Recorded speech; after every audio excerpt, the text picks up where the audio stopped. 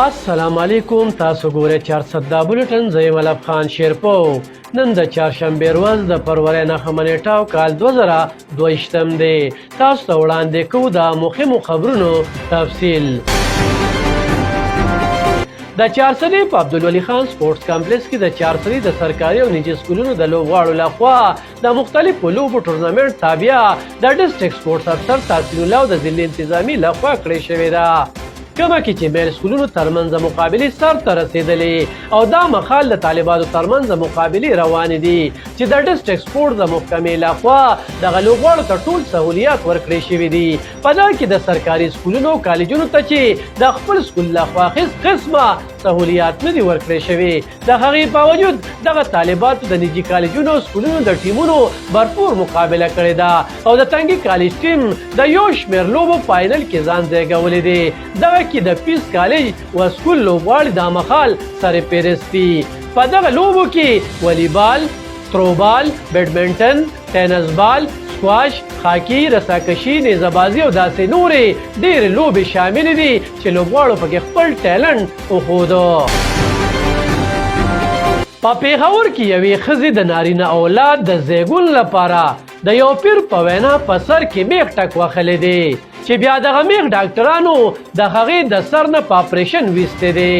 د دې پیښې خبر د الارج نه مخې ته راغلی دی. ماهرین وایي چې په ټولنه کې ښځې د ذهني دباو ښکار دي او اکثر داسې د ناپوهۍ ډک انتخابي ګامونه هم پورته کوي. عوامي خلکو د حکومت نه غوښتنه کړې ده چې د جعلي پیرانو په ضد د کاروی وکړي شي، ځکه چې د عوامو د لوټ کولو دا سلسله په جار روانه ده او دا قسمه جعلي پیران د ښځو په شکل کې په 400 کې هم زیات شوي دي.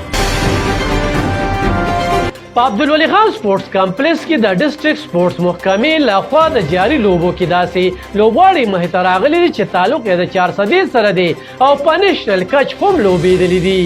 ولې داسې لوبغاړي مخې ته هم راغلي دي چې د سره یې پریکټس نشته او نه ورته د کالج لخوا سهولیات ورکړي شوي دي. خو د نیشنل لوبغاړو مقابله یې په برپور انداز کې کړې ده او ماتې یې ورکړې دی.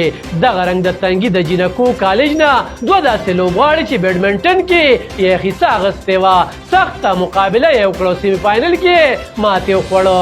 دغه کې یوه لوبغاړي چې لوبو کې اوږد شوې هم وه او په دغه حالات کې هم سنسنیخیزه مقابله کړې ده چې د شکست نه پس یې سخت خفګان څرګند کړي. هغې زیاته کړه خو چېرې موږ ته لږ شان سهولیات راکړی شو نو زموږ نه څوک یوه لوبه هم نشي ګټلی.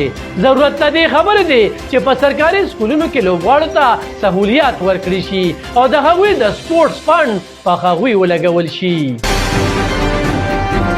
ډي پي او 400 سهیل خالد خان ویلي چې د ولس د ځان او مال اولنۍ ذمواري د محکمه پولیس ته. د 400 پولیس دا مخال چمتو دي چې د جرایم پیشه خلکو په ضد پوټلې ګامونه پورته کوي او دې کې د 400 د ولس تعاون ډېر زیات دی او که چېرې ولس دغه شان د پولیس خپلو ګڼي او په خپله سیمه کې د جرایم پیشه خلکو نشاندهي وکړي نو لرې نه ده چې 400 امن او خوشحالۍ ضلع وګرځي. ډي پي او 400 سهیل خالد خان په اردو ژبه کې زیاته کړه چې د چا هم کشالي وي هغه د ډي آر سی سره رابطه وکړي او خپلې شخړې دې حل کړي، ځکه چې 400 کې زیاتره مرګونه د دښمنۍ په وجه مخې ته راځي او موږ غواړو چې دغه دښمنۍ په دوستۍ کې بدلې کړو. ډي پي او 400 په پولیس غږ وکړو چې د رشوت، سپارش او غلطو خلکو سره د رابطو نه اجتناب وکړي او د مظلومو خلکو ملګري جوړ شي او درخواست ګزار دي سیده د SHO سره ملاویږي نه چې د ټوټ سهاره واخلي. د زیم یونین کونسل سره تعلق لرونکي نوموړي سوشل اکټیویسټ توحید شیرپو په شیرپو او زیم کې د ګیز د لو پریشر حوالې سره د سوی ناظرنګیز کپتې جنرال منیجر افیس کې د سټاف او د اوګر اسلام آباد رجسټرار سره سخت خبرې کړې دي او په مخامخ یې ورته ویلي دي چې تنګي تحصیل له ګیس برابر شوي او د ګیس په ځای صرف هوا را پرېږدي. د توحید شیرپو د ګیس د محکمې افسرانو په نوټس کې د ګیس د لو پریشر خبره راوستو باندې د علاقې خلکو د هغه شکریه ادا کړې ده. د صوبایي حکومت یوه بله غیر منصفانه فیصله 21 ضلعو ته د ګریډ 19 په ځای ګریډ 18 ډسټرکټ پراسیکیوشن تعینات کړي دي او د هغې باوجود چې دا مهال په صوبه کې 15 د 19 ګریډ افسران موجود دي چې سایډ لاین ته کړي دي دغه کې بنو بونیر خنګو نوهار ملکن چارسده مومن باجوړ او نور ضلع شامل دي په دغه کې داسې افسران خوم دي چې ګریډ 20 ته نږدې دي هغوی به هم د ګریډ 18 د افسرانو لاندې کار کوي عوامي خلقو د حکومت دا فیصله د میرټ پسې خندا ګرځولې ده دا و نننی 400 دا بولټن او سلف خان شیرپو سره د خپل کیمره ټیمه ستاسو نه اجازه دلوي الله پامان